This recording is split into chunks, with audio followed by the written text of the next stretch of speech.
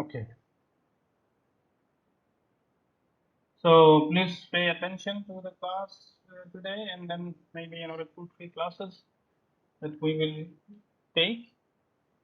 Today's class is related to disaster risk reduction, or in simple form, it is known as DRR, or sometimes you will also hear it as someone saying as disaster reduction. So basically, disaster risk reduction or disaster reduction is to do with all the planning activities, the logistical problems that how we are going to tackle, so that at the end of the day, when there is a disaster that may strike in some part of the region, then how the entire machinery will be coming together in order to minimize the risk. Okay, so disaster risk reduction has basically two parts. So one is when you deal with immediately or after the disaster has happened.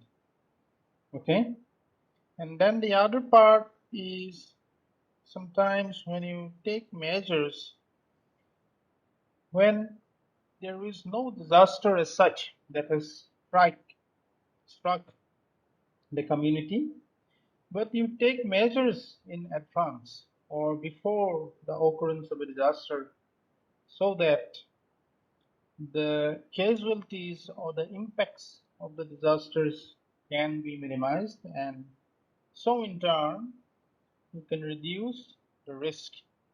Okay, so let us start with the first. There is a cycle of disaster management. You have to remember this cycle that you see here in the slide. This cycle consists of four components. One is the preparedness part, as you can see on the left hand side of the cycle, that is shown by the green color. Okay, then before preparedness, there is one part. Uh, Before the preparedness, there is one part known as the prevention or mitigation. So these two are normally considered the phases of disaster risk reduction, or you can say disaster risk management. Uh, Before the disaster or the pre-disaster phases. So what are the pre-disaster phases? One is mitigation, prevention and mitigation, you can say. Then the other one is preparedness. Okay, that brown one and then the green one in color, these two arrows. And then, as I said, it consists of one cycle. So the cycle starts with the fact that there may be, in some point of time, a disaster that has struck a community. So let us assume that wherever or whenever the disaster strikes, that is the starting point. Okay? So what happens normally when the disaster strikes? When the disaster strikes, our immediate emphasis or our immediate importance is to save lives in the community. So the goal whenever the disaster strikes immediately is to save lives and reduce the damage to normally the lives or whatever properties that you can save. So we do not have much time to react in that case. The entire disaster management machinery has to be moved very soon, immediately when the disaster strikes. For that phase, maybe it is a matter of maybe 2 or 1 day or 2 days or even 3 days, you can count. It is known as response or emergency response. So, for example, if there is an earthquake that has occurred and then there is a collapse of many buildings, then the immediate concern of the government or the machinery which is engaged in disaster management will be to go to those sites wherever the buildings are damaged and then try to look for any remains of life and then rescue. Okay, so this is the prime idea. Immediately, you cannot lose time, we do not have much time. So that part is known as emergency response. So you see this on the screen. That is one photograph that is shown during the time when a flood happens. So when a flood happens, what happens? People may be stranded in many parts, and then immediately the rescue and response team gears up, and then they go to those places and try to salvage and save lives. So that person who is holding on to the fence, and then other on his other hand, there is the people from the emergency response who are engaged in saving his life. So at that point of time, nothing else matters. The only thing that matters is how you are going to save lives as much as you can. Okay? Then, whenever things subside, the flood goes, or there is a point of time when around 72 hours where the chances of finding life during or aftermath of an earthquake disaster diminishes quite significantly. People start uh, not to focus too much on the emergency response, but they focus on the recovery part of the phase. So immediately is the emergency response, and then soon after that, the government machinery is engaged in the recovery part. So when I talk about recovery, recovery actually is not a very quick or short-term process. Though you see it on the screen, it is within that yellow, uh, how to say, the yellow arrow. The recovery process continues throughout all the other phases of disaster management. But by saying so, it means the recovery is a long-term process. It is not like an emergency response. So what happens in recovery?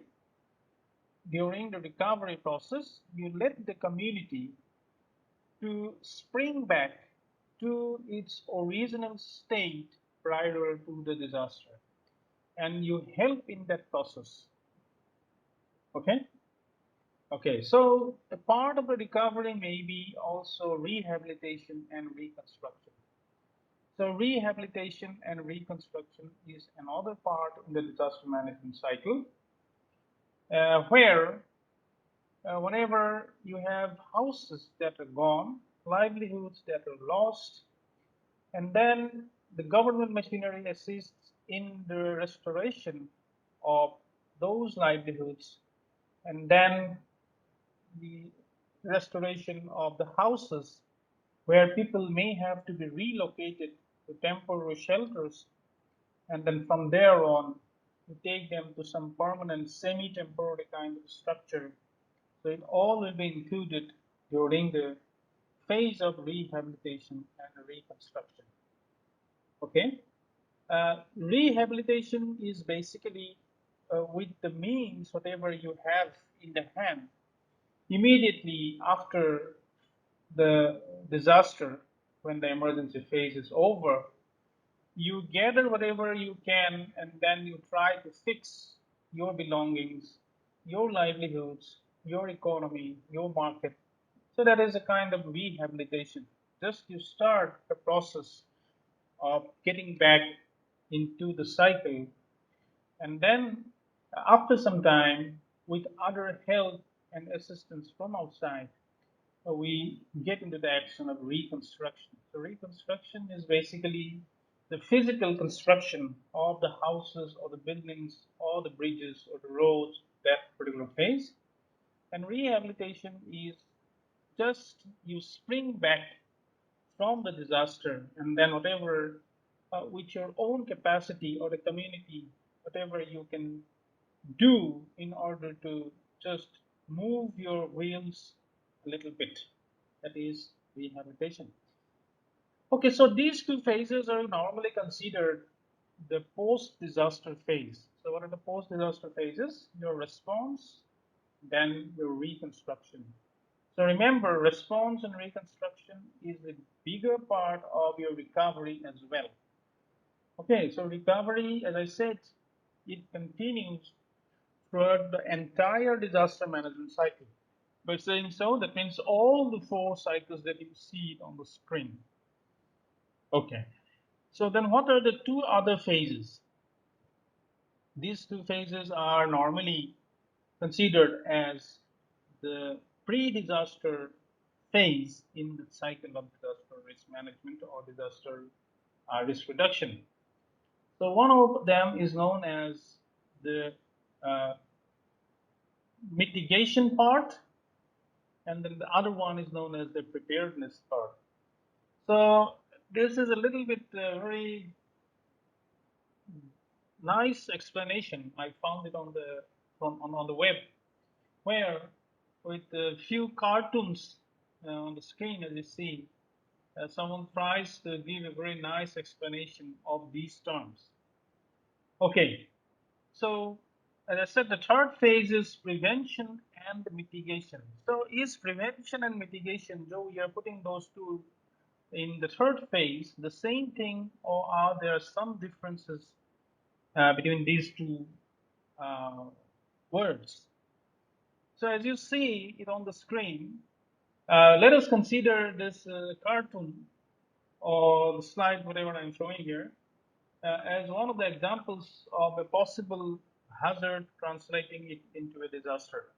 So this person who is there on the bottom of the hill, on the top of his hill, on the top of him, there is a big rock that suppose it is there, but this rock has the possibility that it may slide at any point of time due to an earthquake or due to any other ground movement, and then he may crash with the weight of that big rock.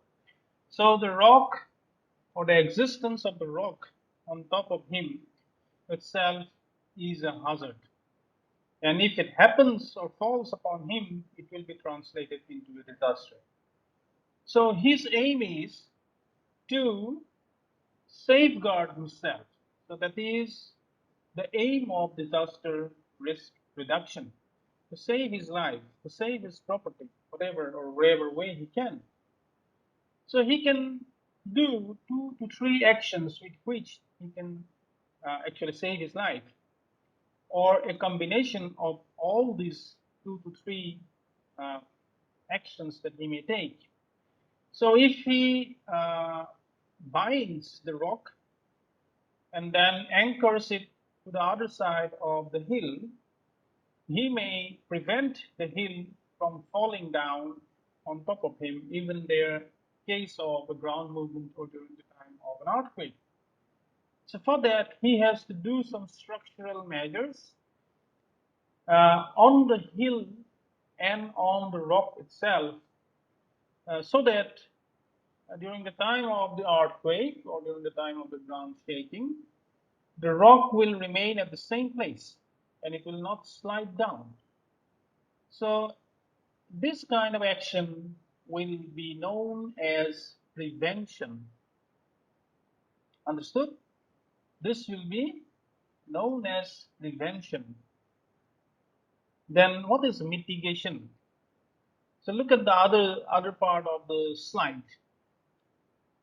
So if he doesn't do prevention, or even if he does some preventive measures, he can even build a house with some solid roof like this, so that even if this big rock somehow slides and then falls upon him, he will be saved. He will not be crushed on the weight and the impact of the rock. So if he is undertaking such kind of a measure without really disturbing the uh, fundamental movement of the source of the disaster or the rock here in this case, that can be termed as mitigation. So you are not really doing anything with the source of the disaster, rather you are building something around you so that even if the disaster or even if the hazard strikes upon you, you will be saved.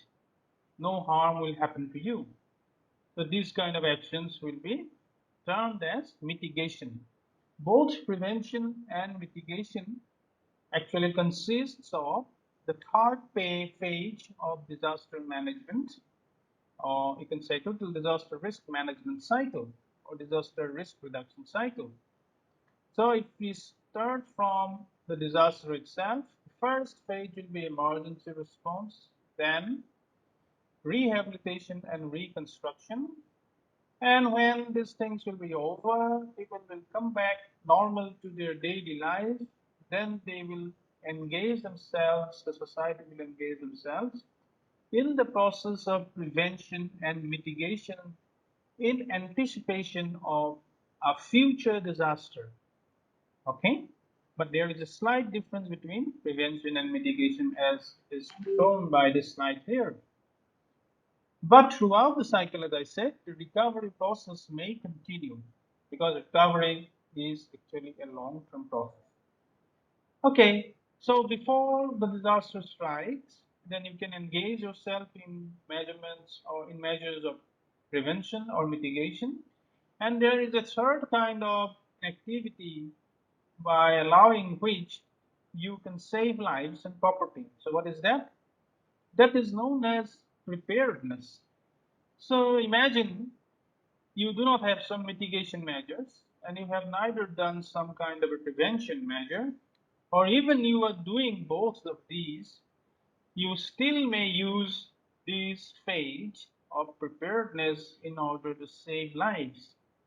So what is a good example of preparedness in this case? That you have an early warning system at place here, and then when the disaster may strike or it is about to strike or the earthquake has happened or there is a ground movement, and then this sensor has sensed that this rock is sliding or starting to slide. So upon this activity, this sensor is giving you an early warning that you have to run. Why? Because this rock is going to fall upon you. So this is a typical example of preparedness. Okay, so you can use prevention or mitigation or preparedness prior to the disaster, or you can use them both in anticipation of saving lives, or it may continue throughout this whole cycle of disaster. So it is, you see that four phases um, complete this disaster management cycle. In some other literature, you may find these phases are a little bit different. As I have said, the disaster management itself, again, is an evolving subject, but the essence of this cycle remains the same. You may see some other words, but if you look a little bit more scrutinized way, then you will see that the essence of this cycle or the disaster management cycle remains the same.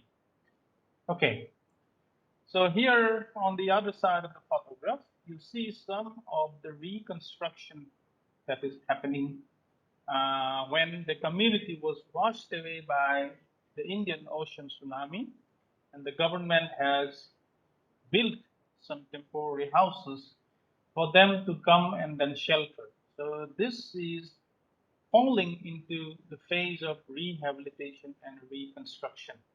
Okay. Okay, so let us go a little bit more into the definition again. So these definitions I am taking from ADPC, so that is one center known as Asian Disaster Preparedness Center. Okay, the head office is in Thailand, Bangkok. So let us start from the response. So what is a response? In their definition, it means that actions taken immediately following the impact of a disaster when exceptional measures are required to meet the basic needs of survivors. So first of all, you have to find out those survivors, bring them, save their lives, and at the same time, you will have to do whatever medical things you can or at your place to save the lives of those rescued survivors. So for example, here on the screen, you see that people pulled out from some sort of disaster and then they are giving attendance or they are being helped with some medical doctors here on the slide. So some of them may be needing some sort of emergency medication. Some of them may be needing blood. Some of them may be needing oxygen or whatever. So all will fall into the category of response. So some of these international NGOs that deal particularly or immediately after the disasters are, can you name a few? One of them is known as Red Cross or IRC, International Red Cross Organization. So mostly the medical practitioners, the doctors, nurses, they constitute a bigger part of all the response team. Together with the response, together with them, there may be people from the firefighting department, or in our case in India, there may be people from the military which spring into action immediately after the disaster, and then their aim is to save lives, and then wherever they have rescued some people, just to allow them to get the basic medical needs. Okay, sometimes some helicopters, sometimes boats, or with other ambulance services, these actions are taken mostly. Then, a few days after the response, when there is no point of engaging really in the response activity, then maybe the government machinery or the institutions they can focus on the relief measures. So relief measures by definition of NEPC says that measures that are required in search and rescue of survivors as well as to meet the basic needs of shelter, food, water, and healthcare. So it is a longer process than the response team, and then it engages the people uh, who are aiming uh, for the support of those victims. What they do, they provide you with food, water, and other medical need, and healthcare in the long term. And also, they help the rescue of survivors together. So relief is a little bit longer term process, and then the relief may continue in in the shelters or the temporary shelters wherever people will be secure aftermath of a disaster. So first response and then relief. So on the right hand side of the screen, you see that there are few voluntary workers which are engaged in the relief process. So they are distributing food items to people who have been the victims of the disaster. So relief in the relief operation together with the trained personnel, all the medical staff. Normally there is a bigger part of voluntary or social voluntary workers coming from the society or the community itself for the for the world. Okay, so you will see these things happening mostly during or aftermath of a disaster immediately. Then, as I said, recovery is by definition is the process undertaken by a disaster-affected community to fully restore itself to the pre-disaster level of functioning. So recovery doesn't have a defined timeline of completion. So depending upon the resilience or the strength of the community, the process of recovery may continue. Sometimes it may go on for years, and sometimes it may go on even for decades. So when we say the recovery process has been complete, upon further assessment, if it is seen that the community is self-sustained, if the community no longer depends on external help, or it has reached a stage where the community has been functioning like the one it used to be before the disaster, then in that case we can say that the community has gained recovery from the disaster. Okay, then what is rehabilitation? So rehabilitation is basically the actions taken in the aftermath of a disaster. So it has three main objectives. One is to assist the victims repair their dwellings. Okay. Then to re-establish essential services and revive the economy and societal activities.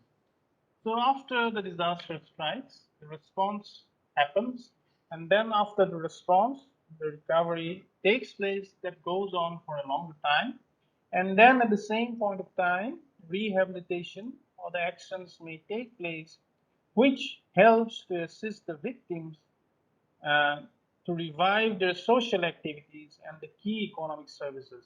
For example, if someone had a shop before and then his shop was gone by the disaster, then during the temporary settlement itself, somehow somebody is helping him to revive his shop in a way. So that is the start of a rehabilitation process.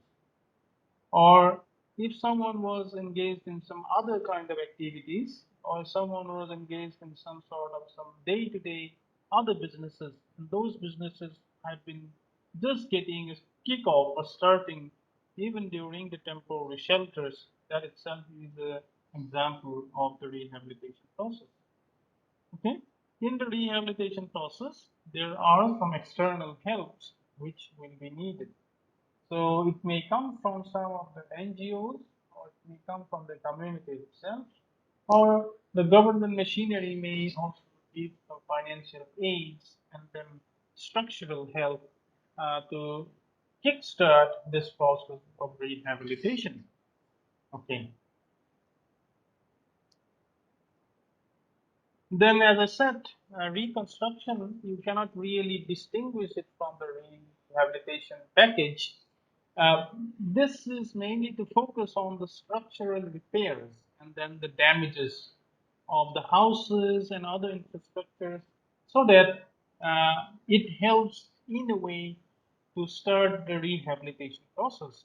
So reconstruction, mostly this part will be held by engineers like you and other engineers who will be in the business, and then they will help in the restoration or a new construction of some infrastructure which are considered to be basic in order for the economy to start. So here in the example you saw or you have seen that the bridge was washed away, and then you see that the bridge was a concrete bridge because it has abatements, as you can see, concrete abatements on the other side of the river. But rather than waiting for the government um, re- to build a new bridge, the community itself, they have engaged in the reconstruction process. So it may be for the time being a temporary reconstruction measure which can be further strengthened with concrete beach in the long run. But the rehabilitation process will not wait for something of a timeline, or you cannot just fix a timeline for this process to start. So as fast as it starts, the rehabilitation, the better for the community to spring back into the normal life prior to disaster. So it also has to deal with the resilience and the economic capacity of the community itself. Okay. So any questions so far? So, sir, reconstructions will come under, I think, recovery. Of course, as I said, recovery is a long-term process. So we do not have a defined timeline for recovery. So as you see this cycle, this recovery will continue, or it may continue up to the preparedness phase, or there is not a complete or a defined timeline when the recovery will stop. Sometimes people say or they argue that the disaster management cycle here, as you saw, this is a two-dimensional thing, but in fact, it is a three-dimensional process. That means when the cycle completes one turn here, it actually goes one step in the Z direction. That means together with this whole cycle completion, you upgrade the society in many aspects. So not only you are being completing one cycle, but rather you are well prepared this time. You have better means of mitigation and prevention. You have constructed houses or roads with the latest technology, which are now allowing you to be better equipped for the next disaster phase. So all those things will combine or come under the phase of recovery. And in that sense, you do not have a really defined timeline when the recovery will stop. It is a continuous process and it is an upward spiraling process in the Z direction. So in that case, recovery is the longest, I would say, process in the entire disaster management cycle. Okay. Uh, Sir, there is some confusion response and relief, sir. uh-huh. What? Response and relief. Yes. Response and relief. Response and relief. So what? Yes, sir. Here, In, sir, rescue of survivor uh-huh. should come under response, I think. You see, these are definitions. As I said, you can argue, you can put forward your own decisions, or you can put forward a better, how to say, definition. Since this is not the defined, and still it is an evolving part of subject or interdisciplinary subject. So as I said, these definitions I am picking up from Asian Disaster Preparedness Center's definition of their own terminologies.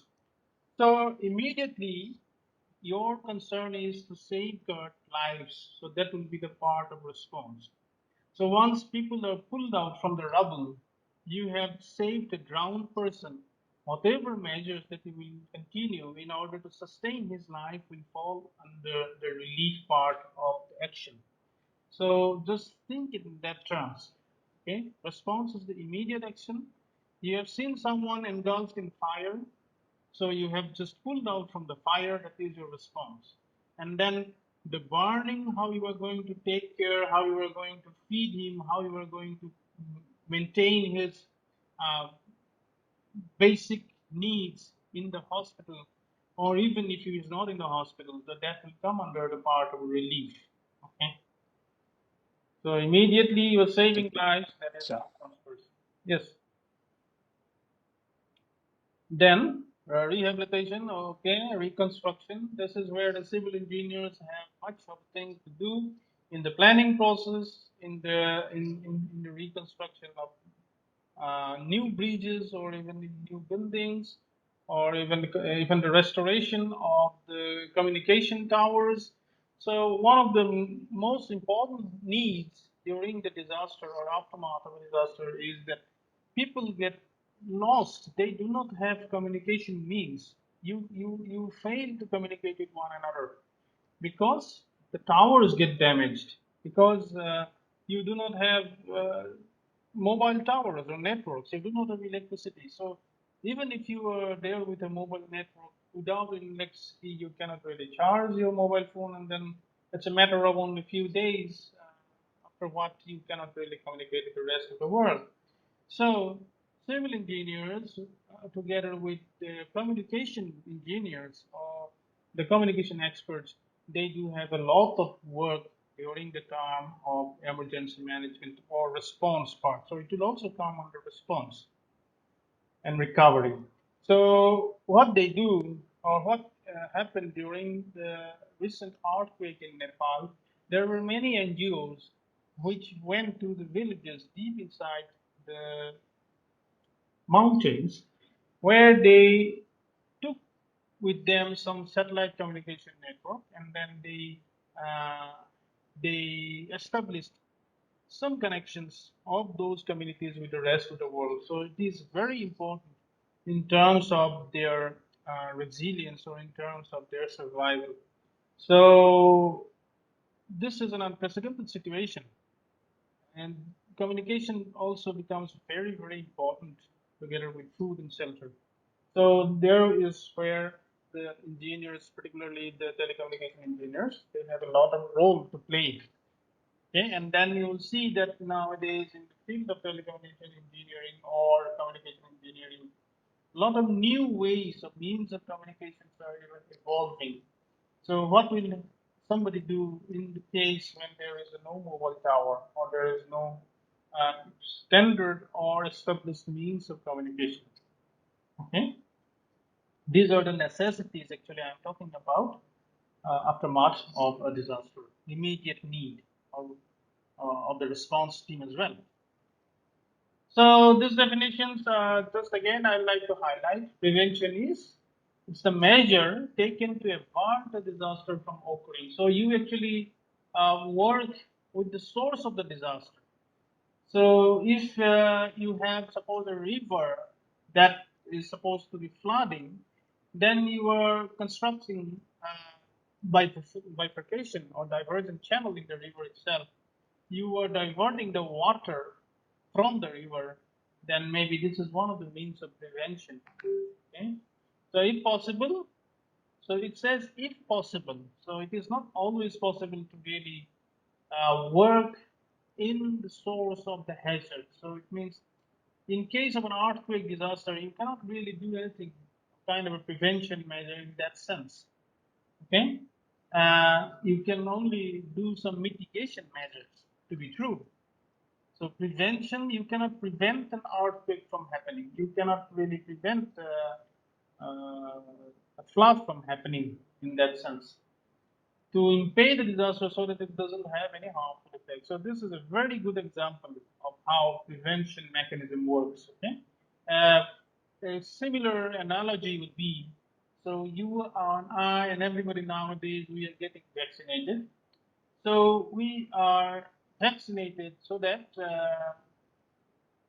it doesn't the disease uh, the impact will not be that much upon us. In that sense, mitigation is slightly different.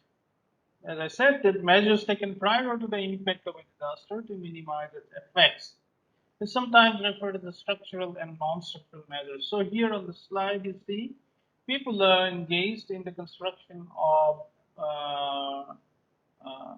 some mechanism to prevent erosion from a river. So these are known as what are the names of these? Do you know this? Bamboo spars.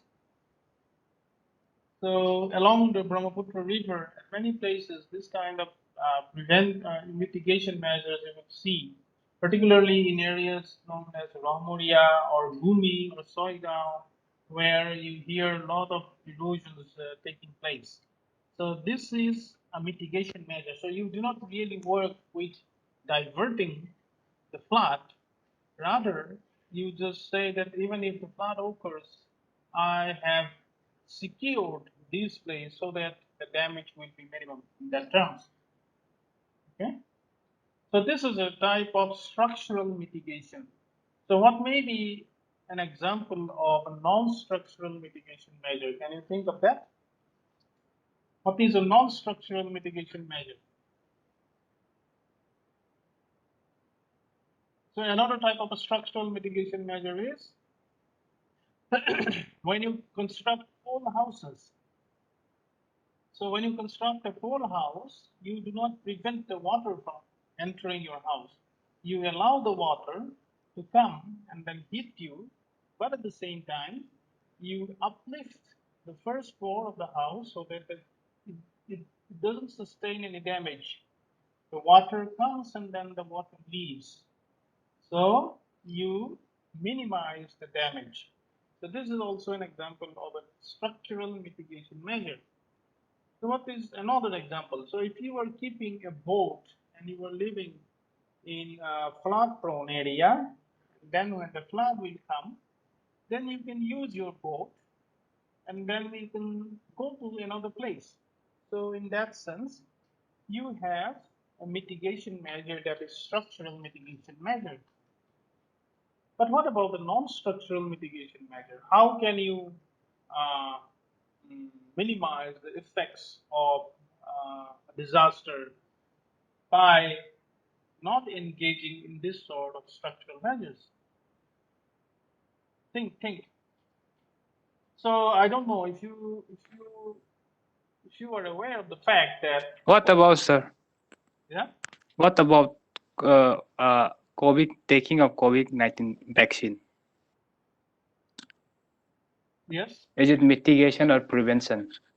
So what is it according to you? For me, it should be mitigation. Okay, I take your argument. And then what in that sense is the prevention?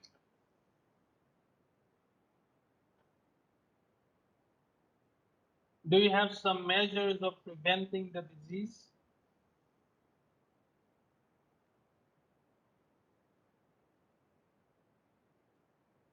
Of marks, it should be, because it's not allowed to enter. But taking of vaccine, Yes, that is true. So, uh, in this slide, if you think that this is a better fitting with mitigation rather than prevention, your argument is justified in the sense that once COVID has entered your body, once you are vaccinated from it, in that case, it is more of a kind of a mitigation rather than prevention. But in that case, what would be the prevention according to you? Or do you have a means of getting prevented from diseases?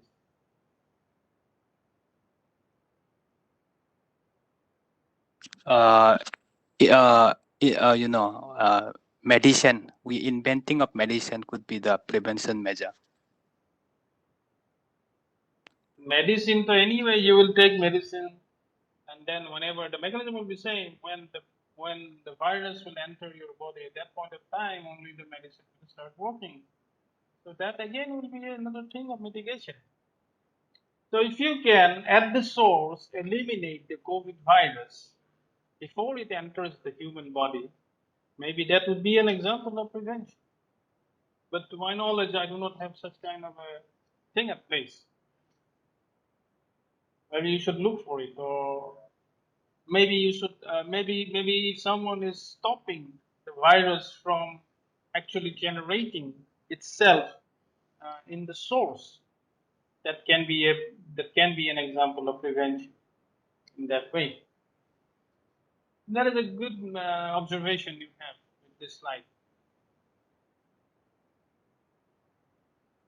Okay. Then mitigation. These are some examples of mitigation, but I ask you, all the class, to think about some non-structural measures of mitigation before we end the class today. So there are structural measures of mitigation.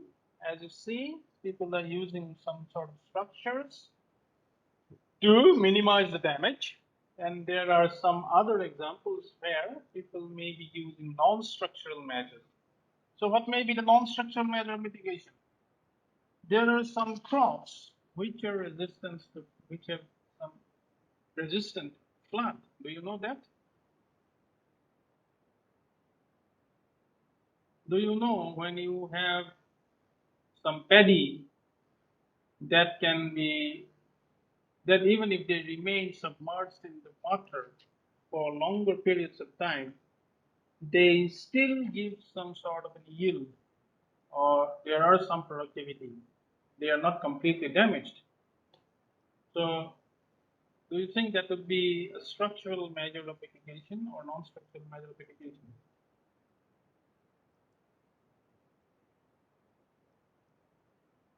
Uh, think.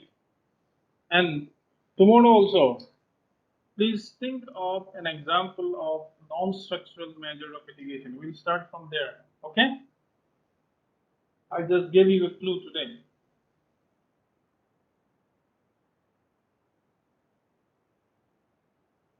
Okay, any question? Then we may close for the time being because it's about time, 2 o'clock. It will just get shut down.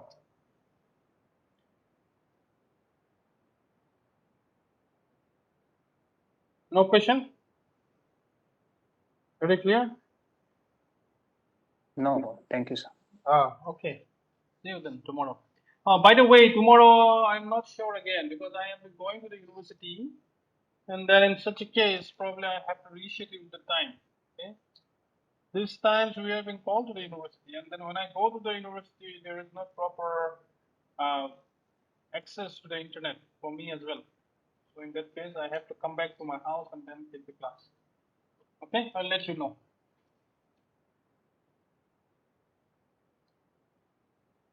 Oh, for the attendance, I'll share you the link.